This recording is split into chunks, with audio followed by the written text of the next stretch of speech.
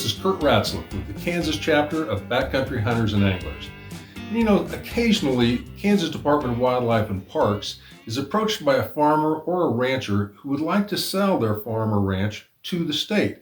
And this can happen for lots of different reasons. Maybe the farmer is also an avid white-tailed deer hunter, and he's managed his property not only to be very productive agricultural land, but also as an absolute haven for white-tailed deer. And maybe his family really isn't interested in continuing that, but he wants that to continue in the future. And so he'd like to sell his land to the state so that Wildlife and Parks can manage it appropriately.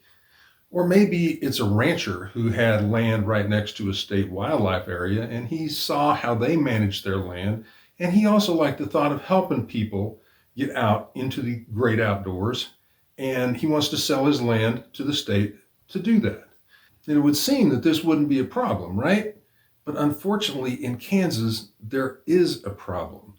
Due to some laws passed by some special interest groups, a bill has to go entirely through the Kansas legislature to approve a sale from a farmer or a rancher to the state of Kansas. The government has to approve a farmer selling his land freely and voluntarily to the state, which wants to buy it at an agreed price. And the government has to approve that? I mean, that just seems un-American. But in Kansas, that's the situation that we have. And unfortunately, there are also some legislators who have recognized this situation, and now they use this situation as like a political poker chip, and they play with the situation for their own game. And maybe even worse, there's a couple of large, and I mean very large, lobbying groups that are playing right along with that. So let's look at the arguments made by these politicians and lobbyists that take away a farmer or rancher's right to sell his land as he sees fit. We'll look at those arguments and we'll compare them to the actual facts, and we'll see what holds water and what doesn't. So the first thing that you hear a lot of times in this situation is someone will yell, "This is eminent domain, and the state is taking land from that farmer." And that's not what we're talking about here. But what is eminent domain? You hear that term thrown around a lot in this circumstance. Eminent domain is where the state or a local government takes land from a farmer or rancher for the purpose of like building a highway or something like that. And then there's a process that they go by to try to compute the reasonable amount that should be paid to the farmer for that land that was taken. And that is not a situation of a free and willing buyer and seller. In that situation, the state is coming in and taking some land for the purpose of developing a highway or something like that. But that's not what we're talking about in this circumstance. In this circumstance, a farmer wants to sell his land, and the state wants to buy that land, and they come to a mutually agreeable price. And that's not eminent domain. It's just not. It's two separate legal animals, two completely separate things. So this argument does not hold water at all. It's just not eminent domain. It's a whole different situation. So another argument that you hear pretty often is, if the state takes this land, they're going to take it off the tax rolls. And again, what does that mean? The tax rolls, what does that mean? And I think the easiest example to understand for that particular situation is like me, like I'm a homeowner and I have to pay property tax on my home. And so my home is on the tax roll because I pay taxes on it. And similarly, farmers and ranchers pay taxes on their property as well. Now, when the state owns property, it is, technically speaking, taken off the tax roll. And this has been a popular talking point for decades. But let's look at the whole story here, because that's not the end of the story by any stretch of the imagination. What happens is that instead of the land being on the tax roll and over here where they pay taxes, it gets moved over to a different category because the state is paying for it. And so what happens there is they make a payment that is called payment in lieu of taxes, payment instead of taxes. But it's payment in lieu of taxes is the actual name of it. And so the same thing happens. The local county assessor determines the value of the property, And then the state makes the payment for payment in lieu of taxes, and it goes in this category instead of this category. And when you get down to the bottom, it all nets out the same. So that argument doesn't hold any water, because even though technically speaking, the land does come off the tax rolls, it doesn't matter on the bottom line, because the state still pays payments in lieu of taxes. It's just in a different column. And another argument that you hear a lot of times is that if the state buys the property, then it's going to be taken out of production.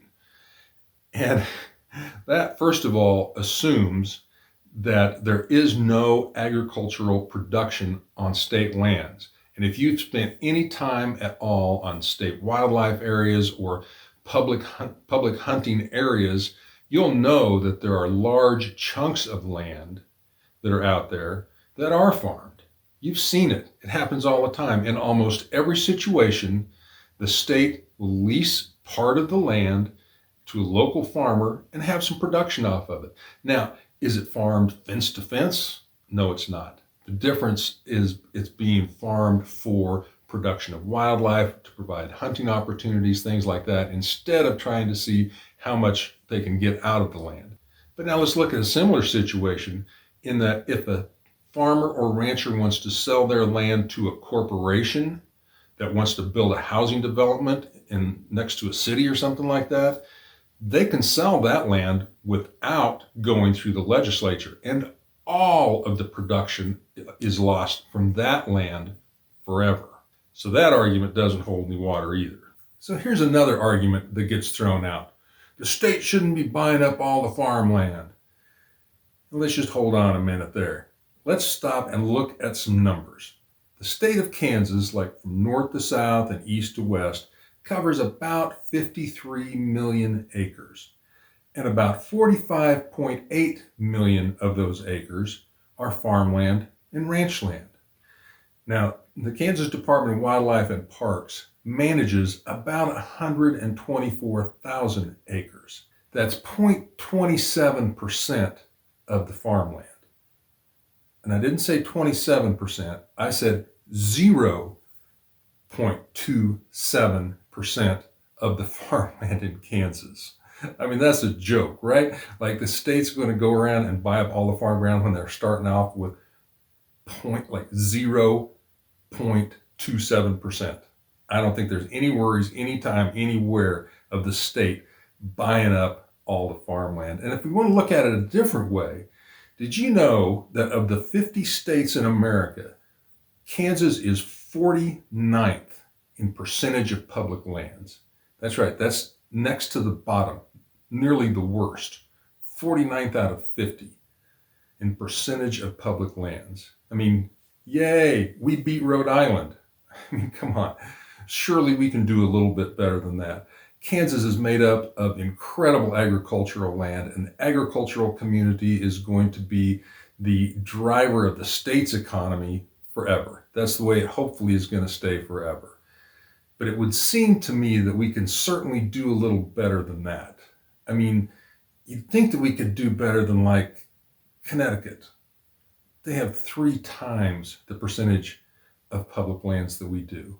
How about Maryland or Delaware?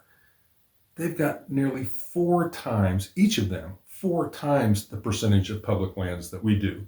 So there is no chance that the state is going to be buying up all the farm ground. There is just no way. That is a 100% total joke. That can't happen. So then there's this argument. The state taxpayers shouldn't be paying the state to purchase farmland. And we can have that debate, and you can have your opinion and I can have mine. But it doesn't apply to this situation.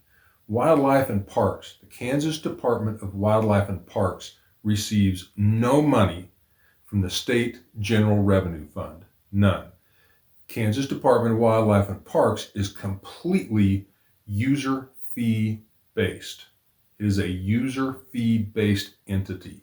Any lands that would be purchased with money that comes from the Kansas Department of Wildlife and Parks would not be from taxpayer money. It would be from the sale of hunting licenses and fishing licenses and deer tags and things like that.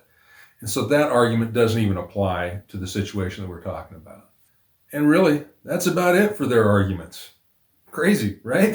So now when you hear someone or some legislator or some big lobbying group opposing the sale of some farmland or ranch land to the state of Kansas, you know that somebody's trying to play you if they're making those arguments. And you know that it's un-American to oppose the sale of land to the state in this particular situation.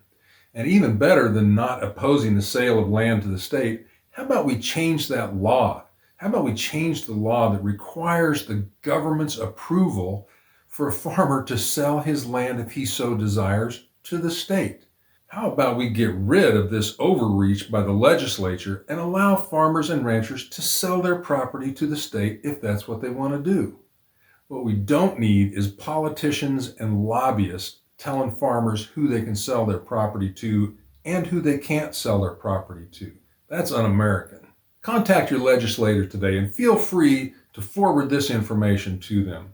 Let's slightly increase the amount of our public lands and help the farmers and ranchers have the ability to sell their property to whoever it is that they want to without politicians and lobbyists sticking their nose into their business. At Backcountry Hunters and Anglers, we believe that every Kansan and every American should have equal access and opportunity to hunt and fish and recreate on publicly accessible lands.